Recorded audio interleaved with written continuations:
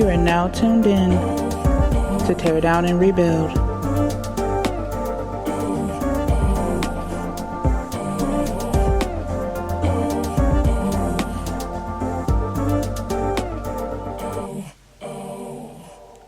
Welcome to the Tar Pit. Hello everybody, and how you doing this beautiful Sunday morning, almost Sunday afternoon, probably already afternoon for some of y'all. Hopefully everything is going good during this quarantine season. Hopefully you're not going a little too stir crazy, being stuck in the house. And for all of you who are still kind of out and about chilling, everything is closed. Just stay home. It's really not worth it. Like, there are more and more cases popping up, and although it seems to have slowed down in other areas, COVID-19 seems to be picking up speed in ours. So you want to just stay inside, if not for yourself, for the next person, for your family members, for your children. Like, just stay inside, because every time there's a mention of, well, it can do this, but it can't do that, then we find out it can do that.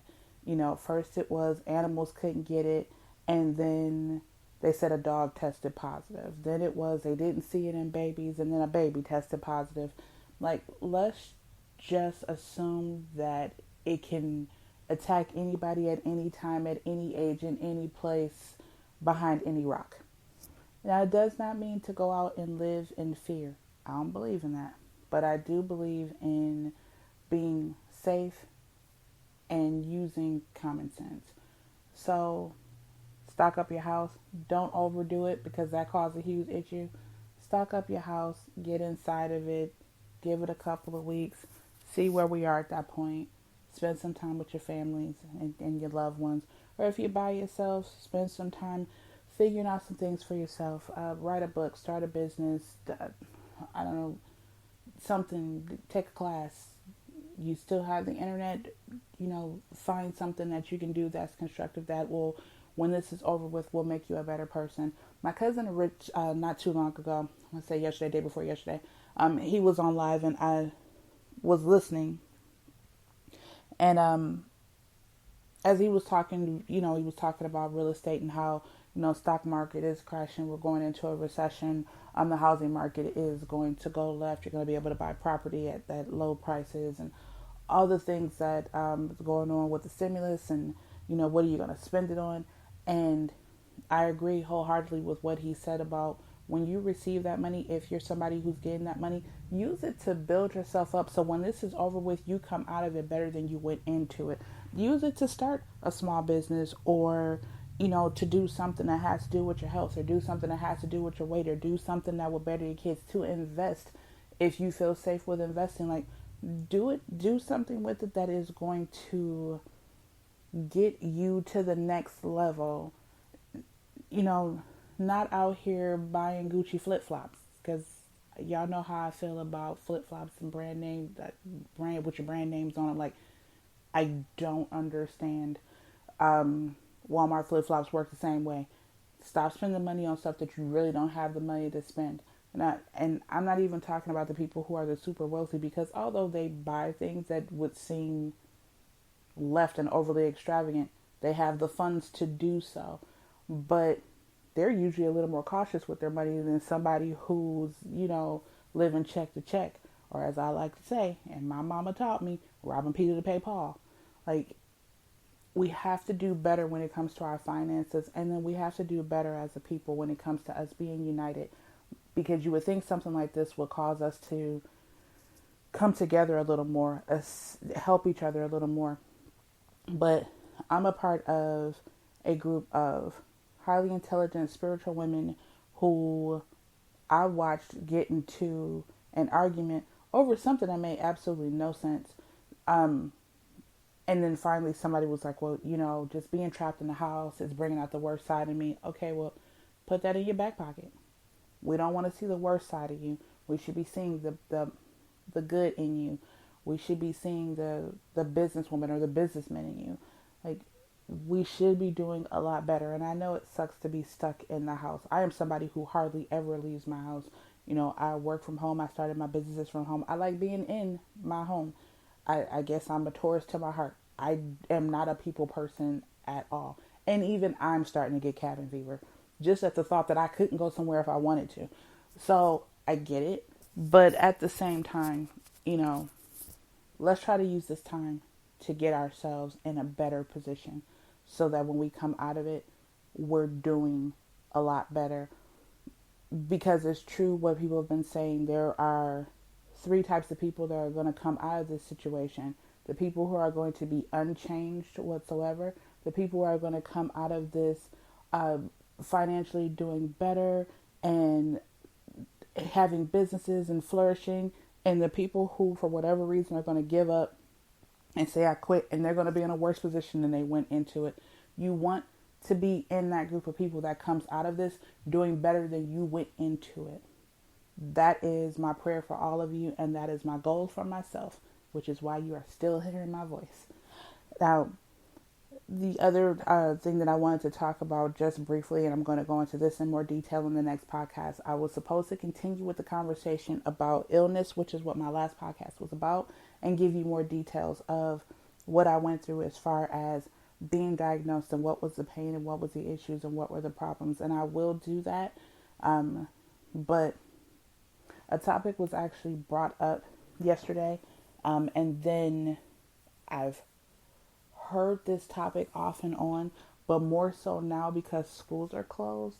And, you know, folks have been cracking jokes about, Lord, I can't wait till school is open again because I need this child out my house. And, you know, that's just something that the parents do. It's like, oh, this kid has got energy and all over the place, and now I got to teach you. And I even saw a post where somebody was joking around, was like, me as my child's homeschool teacher, I just told him to go ahead and work on his rap career because this is not going to happen.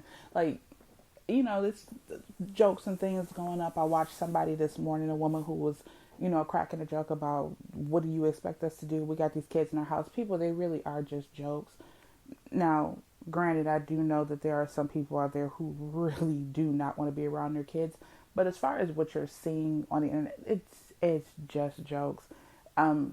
It was a bit much for everybody because you went from being the parent to now being the parent and the teacher, and maybe you're just not that good at it. Maybe that whole homeschooling thing, educating from home thing, is just not your children.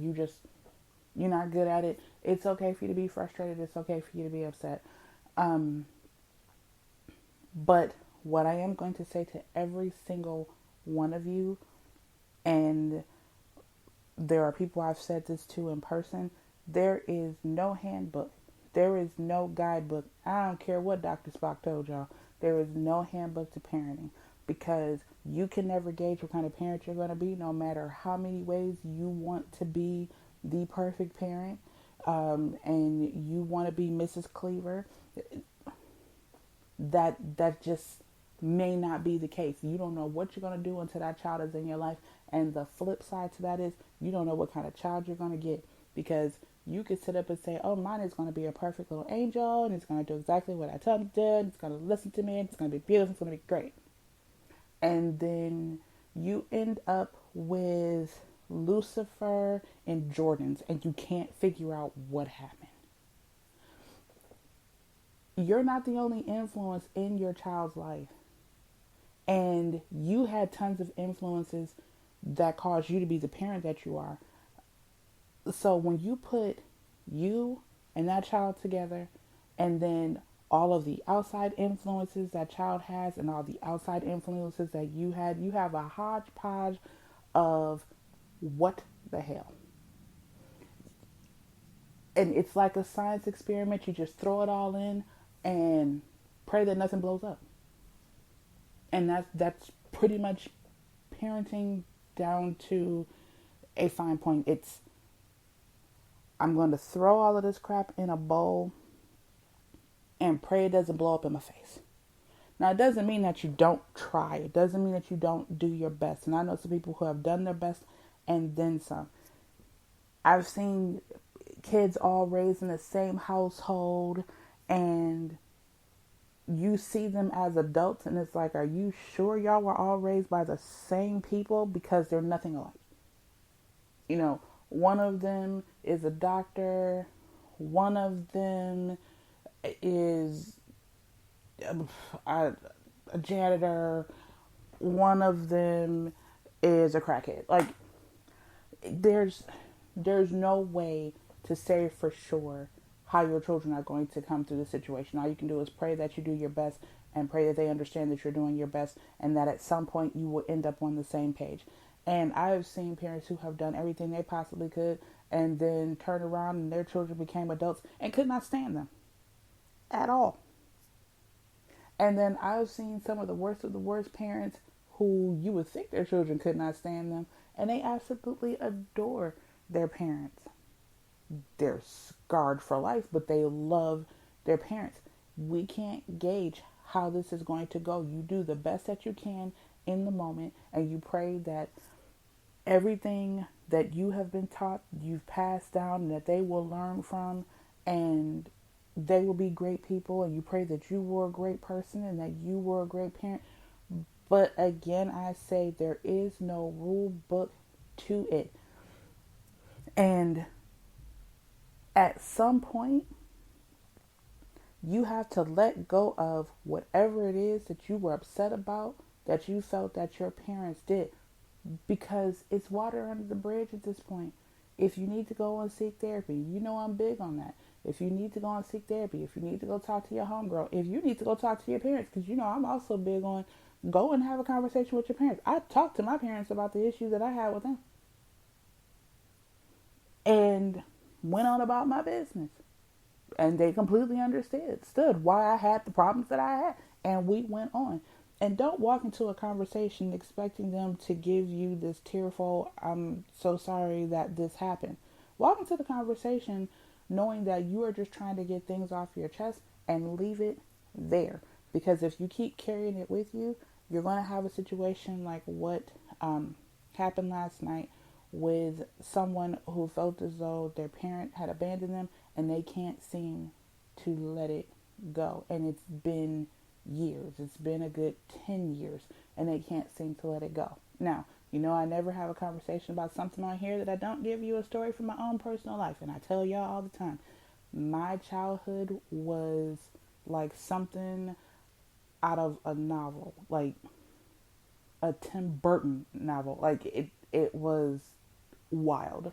So at some point when I was younger, I was being raised solely by my father for about 6 or 7 months, to my understanding, because I remember bits and pieces of this. I won't say I remember anything. I remember bits and pieces of this time, but didn't quite understand why I was remembering the bits and pieces that I was remembering. My mom had a moment in time where she couldn't take it anymore. She couldn't be the parent, she couldn't be the wife, and she decided, I'm out. And she was gone. And when she came back, she was good. And I know somebody else who had that same situation. It was just like, I can't do this. I got to go. And she left. And she came back a few years later and she explained why she left. She was like, I was on the brink of, and this is someone else. This is not my mom. My mom was only gone for, like I said, 6 or 7 months. But for this other individual, she said her mother left for like 2 or 3 years. She just couldn't do it anymore.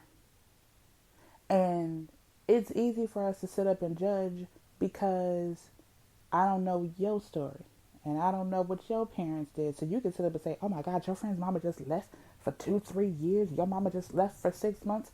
Okay, where's your mama and daddy? Why you wanting to judge me about mine or judge her about hers? And the reason I'm saying this is because all of us, whether you want to admit it or not, all of us got something with our parents. Daddy wasn't there, mom left, or mom was there, dad. But we all got something with them that has us messed up. I went through a period of time where I was with just my dad. And then I went through several years where I lived with just my mom and my father lived in a whole nother state.